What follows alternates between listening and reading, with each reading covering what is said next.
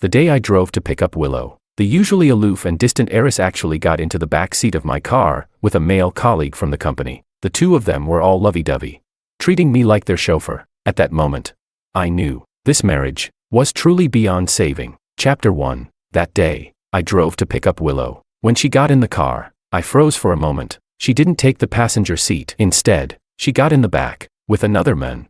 As if I were just their driver, the man gave me a polite smile and greeted me.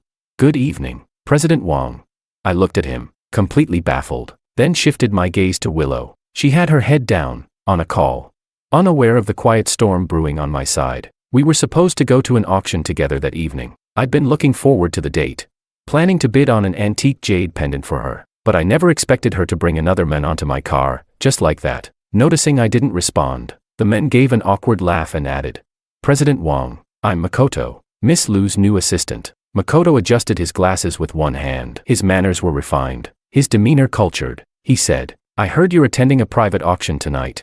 So I asked Miss Liu if I could come along for the experience. Don't worry, I promise I won't get in the way." My heart sank like a stone. I knew this cold, distant woman far too well. She's always been one to maintain boundaries, especially with men. We got married through a strategic alliance, a calculated, mutual choice. Some people say couples like us live separate lives after marriage, but once we were official, Willow would snuggle up to me, her eyes soft and sweet. And when we were close, her eyes would turn red with emotion. She used to say, "Hubby, once I married you, I became your wife. We're one. You can only be good to me." But today, something feels different. Chapter 2. But I'm not some pushover husband who swallows his anger. I'm George, someone who doesn't live by anyone's approval. Clenching my teeth, I snapped, "Get out of my car." I kicked him out, no mercy, no pretense. The man froze, stunned. He hadn't expected me to embarrass him on our first meeting. Maybe I sounded too harsh. Makoto suddenly looked lost, unsure whether to get out or stay. He stammered, I am sorry, President Wang. I don't quite understand." His voice trembled, anxious and confused, his eyes instinctively darting to Willow. Just then, Willow finished her call and looked our way. She realized I was angry. A flicker of displeasure crossed her face. She pressed her lips together and said nothing, pretending not to hear, quietly fastening her seatbelt. One pretended to be clueless and refused to get out. The other acted deaf and chose silence. I was about to explode. I shouted, "What? You two think I'm your driver now? You don't understand plain English." The atmosphere inside the car dropped to freezing. The man was so frightened he didn't dare speak again. Willow frowned slightly and gently tried to calm me down. "If you're not in a good mood today, maybe we should just go home." In the rearview mirror, I saw the embarrassment on Makoto's face. I was so fed up I got out of the car, walked to his side, and yanked open the door. I said coldly, "Makoto, right, I'm not in the mood for auctions or pointless talk. I'll say it one last time, get out. Don't make me drag you out myself." Makoto clenched his jaw and turned to Willow, but she didn't say a word, just pouted and scrolled through her phone like she was sulking. Defeated, the man had no choice but to get out of the car, looking crushed. Willow would never embarrass me in front of outsiders. She's always been good at controlling her emotions. So when she said we should go home, I understood. That was our long-standing unspoken rule. If there's a problem, we deal with it at home. Willow leaned on my arm and said, "Makoto just graduated college. He's new to the real world. Why take it out on him? He didn't mean to treat you like a chauffeur just by sitting in the back." I replied blankly, "This is the first time." Willow blinked. "The first time for what?" I said, "All these years. This is the first time I've seen you get that close to another man. You say he's just young and clueless sitting in the back seat. Then why were you sitting back there with him?" That's when Willow finally realized what I was really upset about. Everyone in our circle knows how incredible Willow is. She's had countless admirers, but she always kept herself clean. And before me, she never dated anyone. Willow gave a soft smile and shook my arm playfully. Didn't think I'd ever see my husband jealous. Then she tiptoed up to kiss me, apologizing in a coy, gentle tone.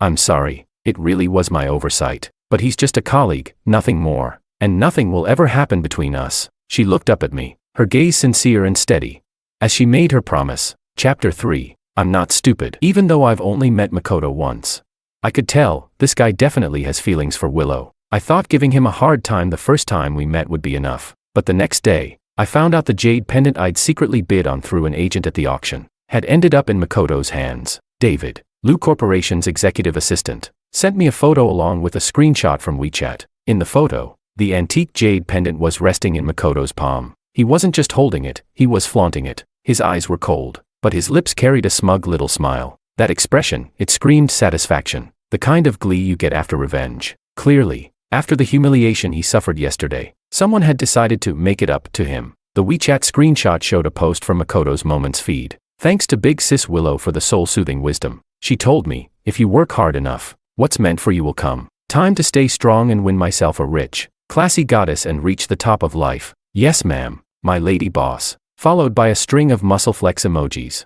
In that moment, I swear I could feel my blood turning to ice, as much as I hated to admit it. He'd pissed me off, successfully. It felt like someone had cracked a precious jade I cherished. The feeling was disgusting and strange. For a second, I actually wanted to hop into my Lamborghini and drive straight to him. Just to slap him across the face, twice, but when I looked at my own hands, I realized how cheap it'd be to get worked up over some low-level nobody. So instead, I called Alex, the guy who sold the jade. Alex sounded ecstatic on the other end of the line. He practically swore an oath. President Wong, don't you worry. Even if I have to dig out the whole damn Kunlun mountain, I'll find you enough jade. I'll send everything to you today. That very same day. Before work even ended. Every single employee at Lu Corporation's headquarters, except Makoto, received a lavish gift from me, a jade pendant worth 200,000 yuan. Men got guanine, women got Buddha. 46 people in total. It wasn't as rare as the antique piece from the auction.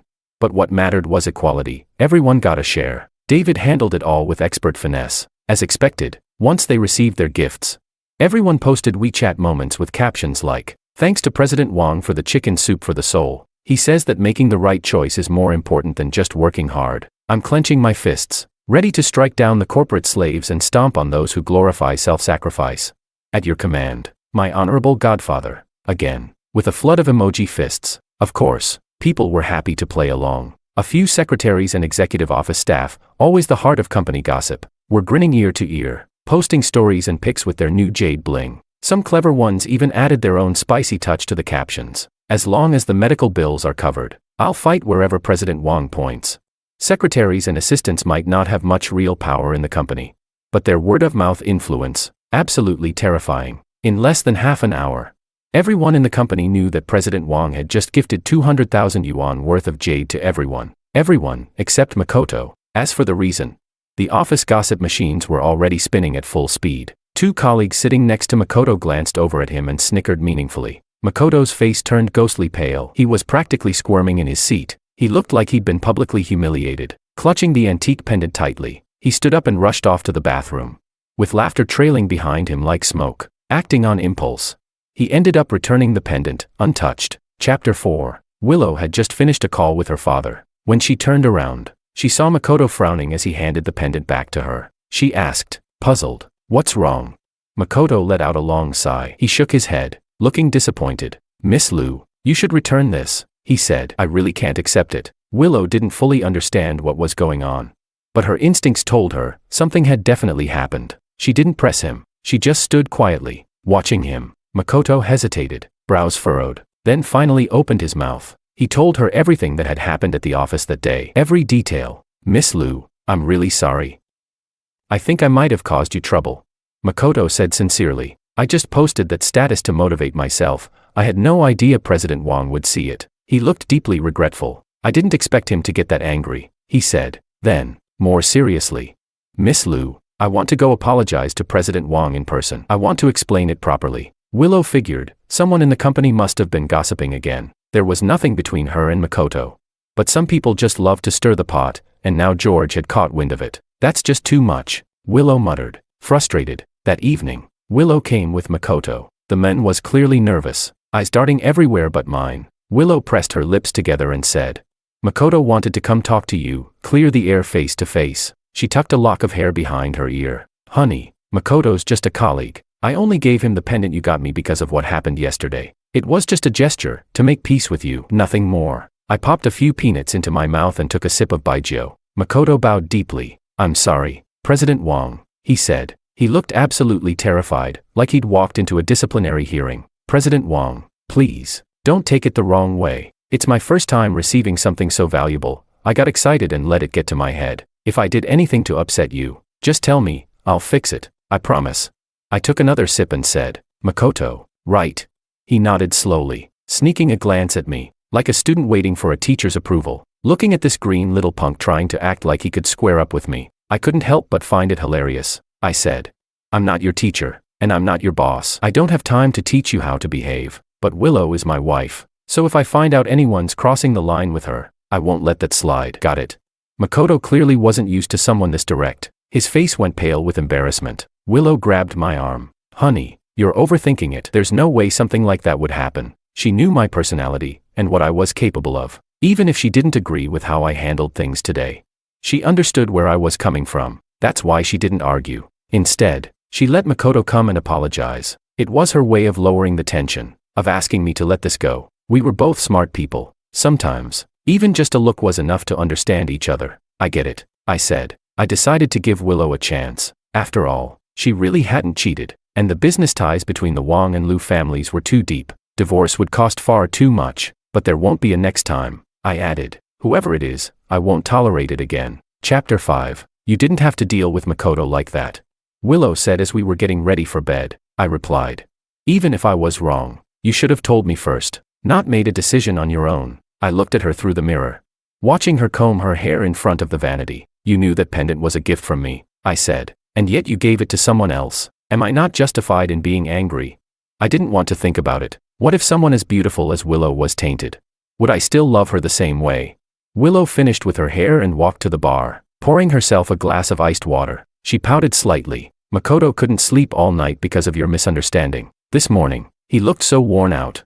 So I just gave him the pendant to say sorry on your behalf." Not a single flaw in her explanation. I stared at her in silence, cold and calculating. The cost of that jade wasn't much to me. Sure, it could be given away casually, but it wasn't about the money. It was about why him. And why apologize for me? Willow leaned her chin into her palm, tapping her cheek gently with her finger, waiting for me to respond. This was the first time we'd had emotional conflict over a third party. Our upbringing and sense of dignity had both left us exhausted by this sort of thing. We were people who cared about appearances. I frowned and said, "Willow, I love you." She paused, her fingers stilling. Clearly, she hadn't expected me to say that. "I love the part of you that's pure and untouched." I continued. "That's what sets you apart from others. You used to be so firm about boundaries, always keeping a respectful distance from men. You had a sort of emotional cleanliness. And you wanted a clean marriage. As for me, you know what I was like. I wasn't always that kind of man, but your values changed me. That's why we've always shared the same vision for life." I paused. "I hope your marriage never reaches a crossroads." "I didn't," Willow whispered, her voice full of hurt. Willow was a smart woman. She understood what I meant, so she cut Makoto off completely. She was embarrassed, so she had her father transfer him to another department. And just like that, Makoto, once an intern with potential, was reduced to the most basic grunt work. He used to get opportunities to go on business runs with senior staff. Now, David didn't even put him on the schedule. I didn't ask anyone to mess with him, but things like this don't need instruction. People know how to kiss up and step down. Leaders made things hard for him. He got excluded from the workflow. In less than 2 weeks, Makoto couldn't take the pressure anymore. He looked exhausted and constantly made mistakes at work. The turning point came after a department meeting. That day, Makoto was publicly reprimanded for a mistake. One leader after another took turns tearing into him, not just criticizing his performance, but attacking his morals, his character. The tone was vicious, relentless. They didn't even give him room to breathe. The team leader sneered, waving a file folder. "You see this line?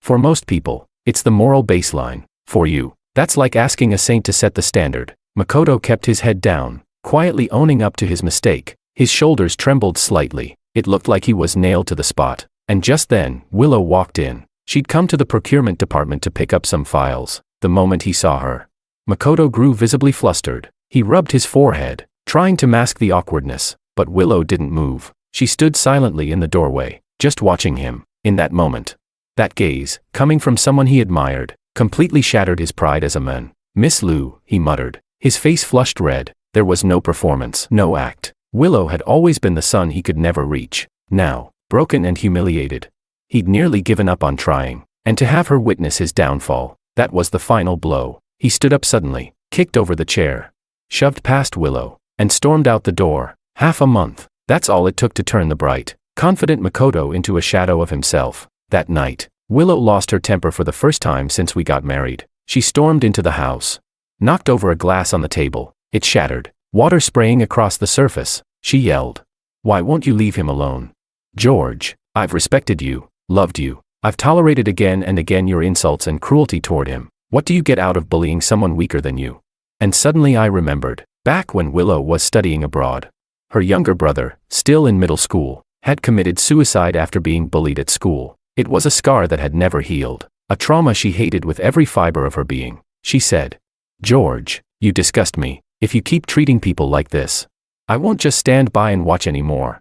I stood there in stunned silence, watching the woman in front of me, hysterical, screaming. For the first time since we got married, Willow lost control, because of another man. The feeling was awful, like shattered glass, like spilled water, that couldn't ever be gathered again. Chapter 6. Willow brought Makoto back despite David's objections, and even fired David without her father's consent. She confronted him head-on, saying, "We Liu family don't need a traitor like you. Who are you really working for?"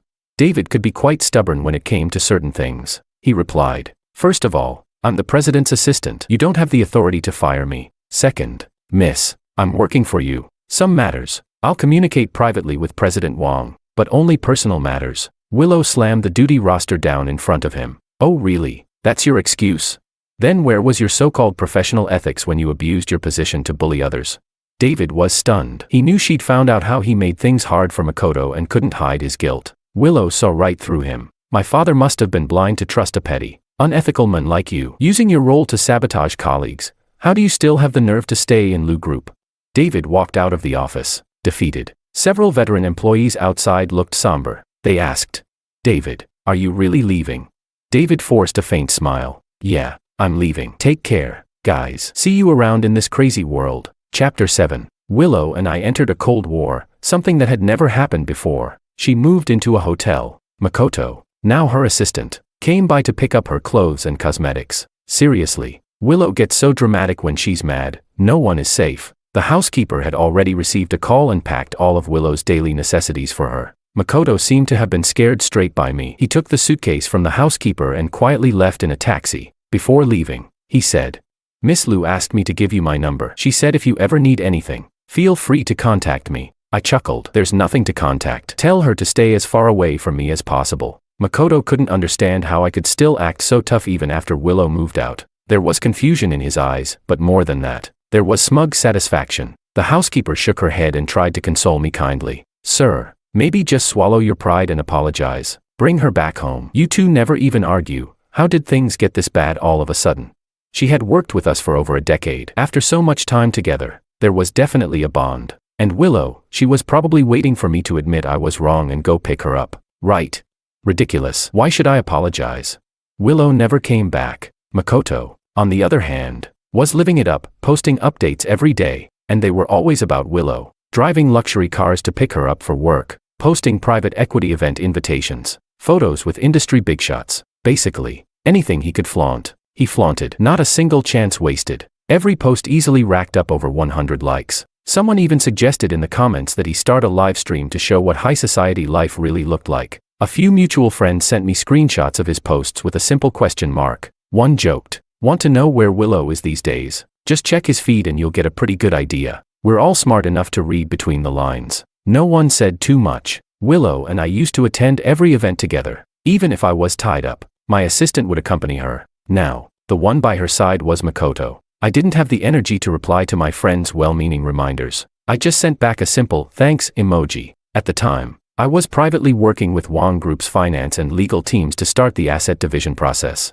It was a massive and complex operation. Because of the marriage alliance, our two companies held shares in each other. And then there was the family trust one managed properties, precious metals, stocks, ships. The list was endless. Some overseas properties I couldn't even recall until I saw the deed and photos. Sorting through all of it was incredibly time-consuming. Chapter 8. That day, I got a call from Willow. She said, "Mom wants us to come over for dinner." I replied, "Okay." We acted like nothing had happened, business as usual. The driver picked Willow up from the airport first, then came to get me, and we headed to the Liu family house together. Willow and Makoto sat in the back again, leaving the front seat for me. Makoto's smug satisfaction was written all over his face. Honestly, the whole scene was almost comical. This time, though, I said nothing and calmly accepted the passenger seat. Willow rolled her eyes and turned to stare out the window. Makoto was as talkative as ever, but there was a new air of maturity about him. He smiled and said, "President Wang, We just got back from Manhattan today. Madam Lu wanted to see Willow, so I dropped by to bring some gifts and pay my respects. I didn't respond, just closed my eyes and leaned back in my seat.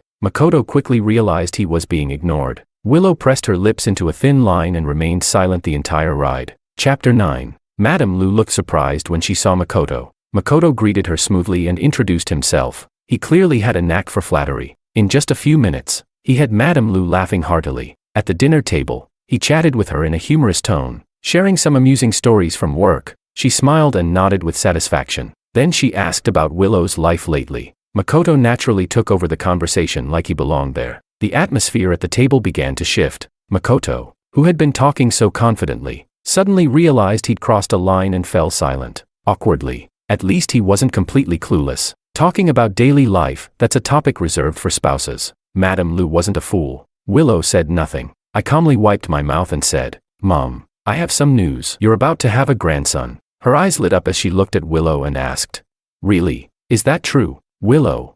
It was huge news. She continued, "When did this happen?"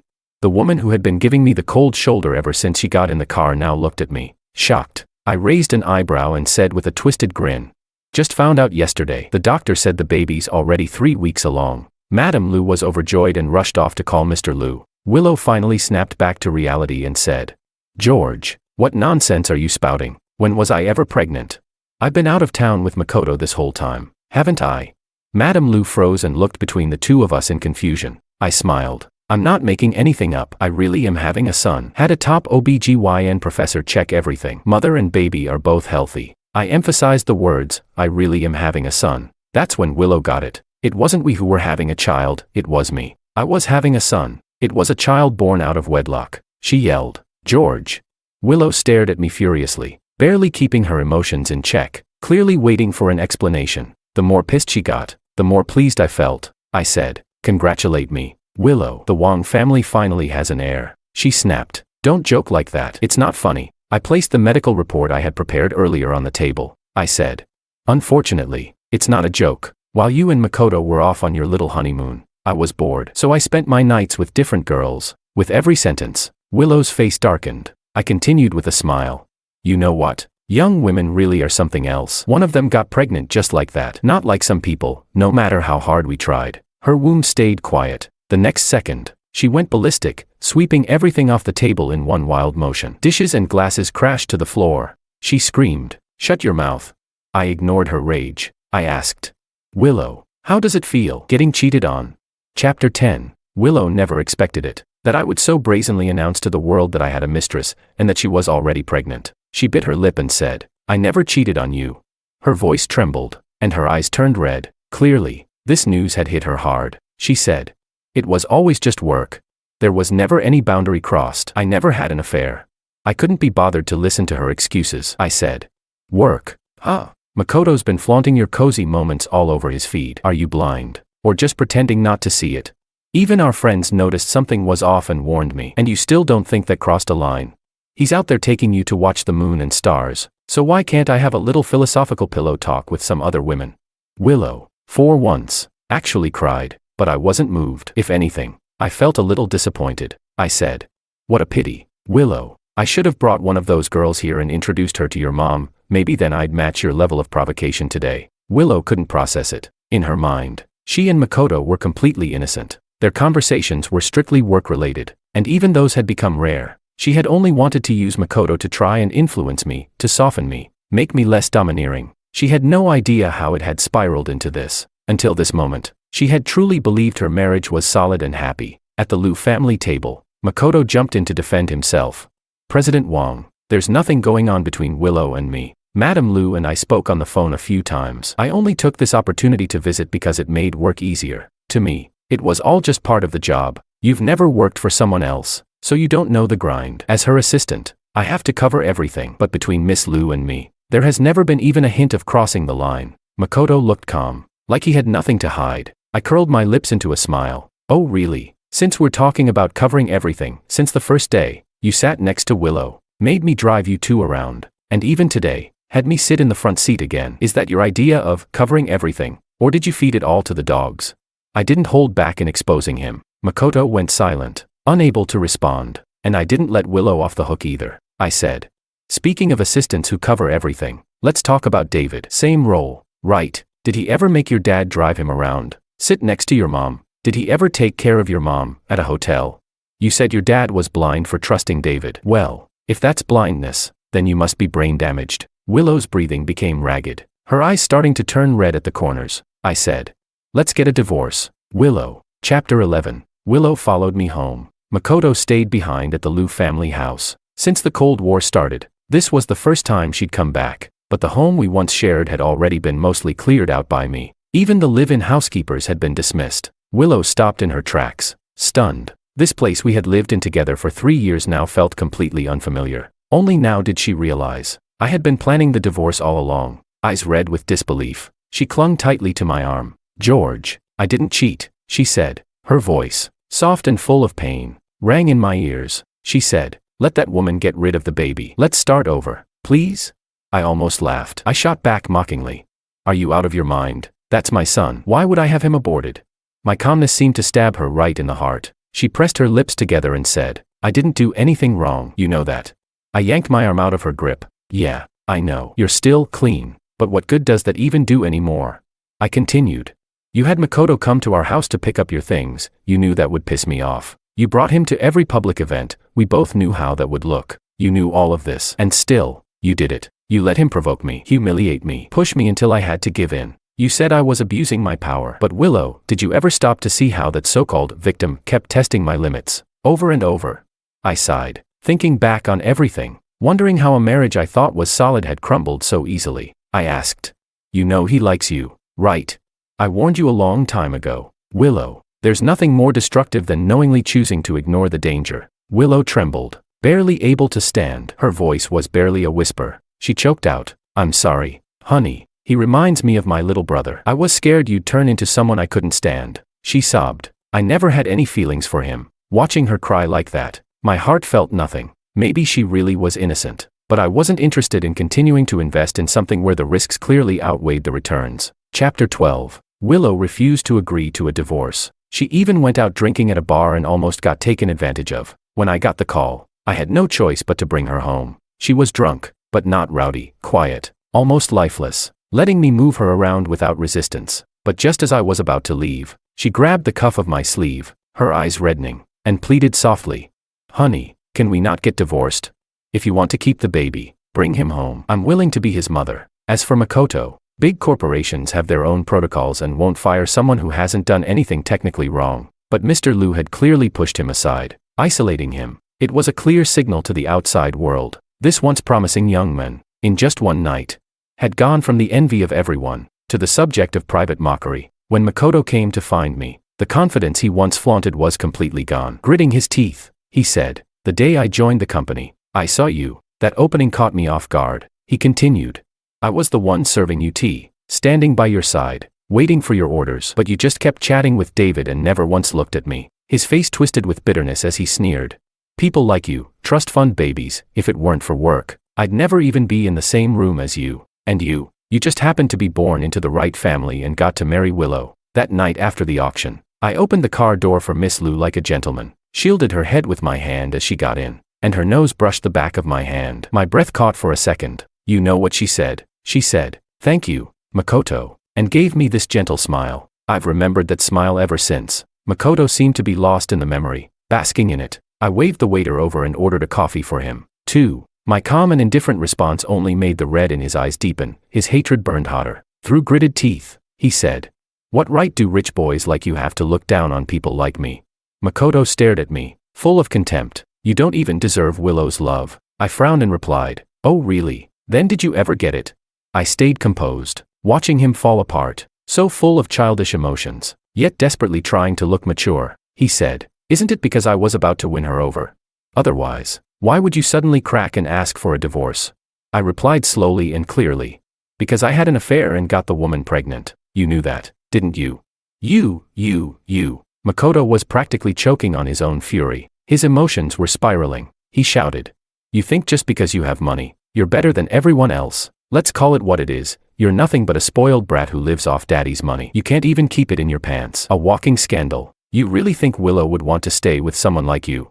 The next second, smack, I slapped him hard across the face without hesitation. I said, "First of all, yes, being rich is a big deal. Second, whatever piece of trash you are, at least I can have kids. As for you, that's questionable. And third, that slap. I've wanted to give it to you for a long time, dumbass." Chapter 13. Under pressure from the Wong Group, Willow finally agreed to a peaceful divorce. Both families held shares in each other's companies, and the strategic partnerships had been mutually beneficial from the beginning. Our fathers saw no reason to alter that arrangement. The division of premarital assets was clear and uncontested. Neither of us raised any objections. Even our shared finances after marriage were neatly sorted out by me. Willow signed the papers calmly. She was like a white swan fallen from grace, her own wings broken by her own hands, blood staining what was once pure white. We divorced with dignity, and quietly said goodbye. After the child was born, as we'd agreed, I gave her a settlement, and she left. My mom kept pressing me about the baby's mother. I never told her. There was really no need. We each got what we wanted. Since it was a boy, my parents stopped nagging me about getting married. They decided to take advantage of their youth to help raise the child and mold him into the next generation heir. As the little guy grew, he began to look more and more like me, freed from the bonds of marriage. I lived these past few years however I wanted. I dated a few young and beautiful women, but to be honest, aside from meeting certain needs, I never spent much time on them. I had no plans to get married again. If I had free time, I'd rather spend it talking with my brothers. David still fed me updates from time to time. Makoto didn't even last 6 months before he quit on his own. But in this industry, word travels fast. No major company would dare hire him now. Willow, over the past couple of years, had become increasingly withdrawn, refusing to engage with any men. Every year at the annual shareholders meeting, my dad would ask me to return home and step in for him. I knew what my parents were up to. It amused me, but I didn't bother exposing them. After each meeting, Willow would ask me to give her a ride home, saying she wanted to swing by and pay her respects to my parents for the new year. Luis Wong loved Willow. Whenever I wasn't around, he would secretly call her godmother. Willow never stopped him. She even snuck him snacks and treats all the time. During the new year, I stayed in the country with my family. Willow would just hang around our house, refusing to leave. One day, she asked if I ever thought about getting back together. I turned her down. Marriage meant nothing to me anymore. My career came first. If anyone ever got in the way of that, it was game over. Luis, though, he visibly lit up whenever he saw Willow. He insisted on sitting between us, yelling "Mom" on one side and "Dad" on the other. I smacked the back of his head and told him to stop yelling nonsense. Willow's eyes turned red, and she was at a loss for what to do. She had 1,000 "I'm sorry's" buried in her heart, but I didn't need them anymore.